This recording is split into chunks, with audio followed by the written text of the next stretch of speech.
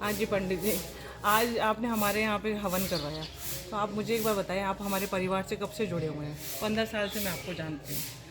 आप ना पैसे लेते हैं, आप पूजा हवन वगैरह कराते हैं ना, हमसे पैसे लेते हैं ना किसी से पैसे लेते हैं, ये मेरा एक्सपीरियंस रहा है। तो आप अपने बारे में बताइए। और आप एक बात बताइए कि जब आप लोगों का उद्धार करते हैं, कल्याण कर रहे हैं, तो पैसे क्यों नहीं चार्ज करते? राधे राधे। पैसा मैंने जीवन में बहुत कमाया है और बहुत गंवाया है। तो जैसे जैसे आप मैच्योर होते हो तो आपको दुनिया से, अपने एक्सपीरियंस से सीख लेनी चाहिए। ये पैसा कितना भी कमा लो, महल खड़े कर लो, आज के ज़माने में लोगों को ये ज्ञान ही नहीं है कि किसके लिए कमा रहे हो। आप झूठ बोल के, सच बोल के, कितने ही तरह के अनगिनत अपराध करते हुए पैसे को कमाते हो। किसके लिए? अपने बच्चों के लिए। आज का बच्चा तो 13वीं करता ही नहीं है, तीसरी में ही आपका जो है ना क्रियाक्रम करके भगा देता है। तो ऐसी औलाद के लिए आप क्यों पैसा इकट्ठा करें? और मैं किसके लिए पैसा इकट्ठा करूं और क्यों करूं? मुझे पता है, भगवान ने मुझे सद्बुद्धि दी है, मेरे गुरु महाराज का मुझ पर आशीर्वाद है, उनकी विशेष कृपा है मेरे पे कि मैं अगर जिसको कुछ बोल दूं वो सत्य हो जाता है। मेरा इसमें कोई योगदान नहीं है, मैं तो कुछ नहीं जानता, मैं तो अनाड़ी हूँ बिल्कुल। मगर भगवान की कृपा है कि लोगों का भला हो जाता है। और अब तक मैं लाइफ में ज़्यादा नहीं, 15 हवन कर चुका हूँ। अब 15 हवन में 100% रिजल्ट मैं नहीं बोलूँगा, 99% रिजल्ट लोगों को आता है, उनके रुके हुए काम चले जाते हैं। ऐसा होता है। ये तो हमारा भी एक्सपीरियंस रहा है, ये तो मेरा भी एक्सपीरियंस रहा है। मैं आप लोगों को बताना चाहूँगी कि मेरे भाई की शादी नहीं हो रही थी और ये become turn to 40। So we were very worried कि हमको डर लग रहा था कि शादी होगी कि नहीं होगी। बट इनके आने से और इन्होंने हमारे घर पे हवन करवाया, तो ऐसे नहीं, मेरे भाई की शादी नहीं, मेरी कज़न की शादी हुई दिल्ली में।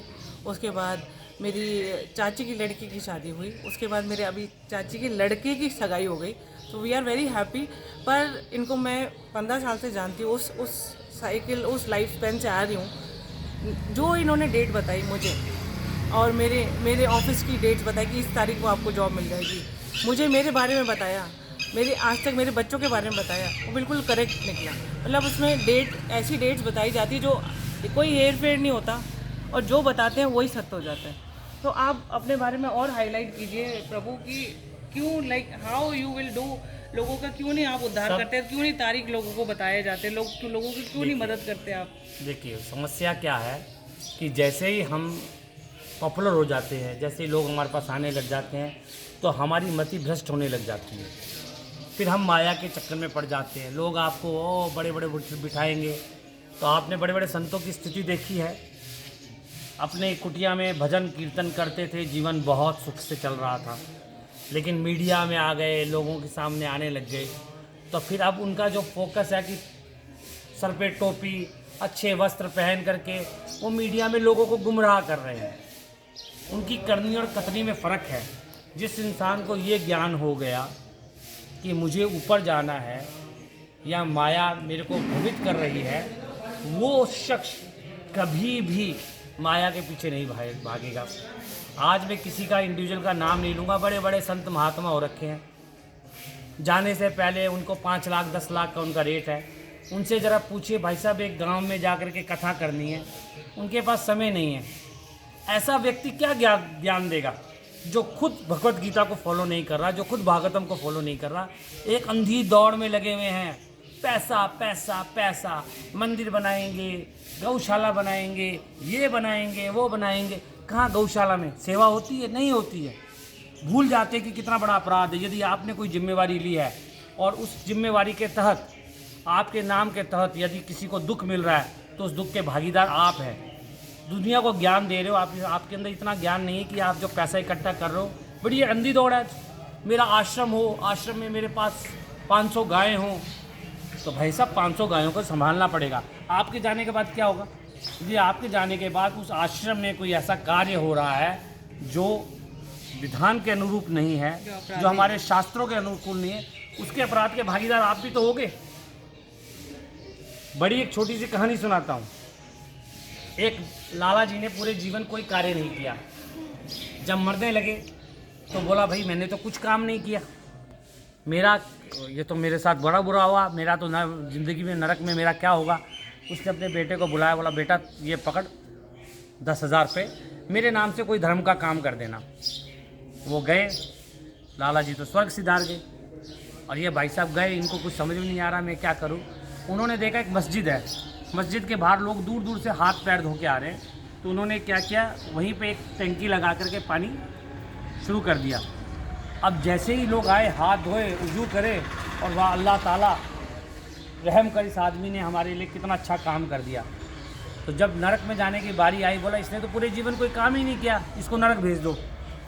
तभी चित्रगुप्त ने बोला रुको रुको रुको, अभी किसी ने इसके लिए दुआ की है। और इस तरीके से आजीवन लोग आते रहे मंदिर मस्जिद में, दुआएं करते रहे, और वो आदमी स्वर्ग में रहा, नरक नहीं जाना पड़ा। ये छोटी छोटी कहानियाँ हैं। जैसा कि मैंने आपसे कहा कि हम भूल जाते हैं, हमारा काम धर्म करना है, करवाना नहीं है। आप समझ रही हैं मेरी बात? मैं खुद तो आपसे पैसे ले लूँ, तो मैंने आपका जो पाप है ना, उसका हिस्सा अपनी जेब में डाल दिया है, किसी भी नाम से लिया। जो पाप कर्म आपने किए हैं, उस पाप कर्म का हिस्सा मैंने ले लिया।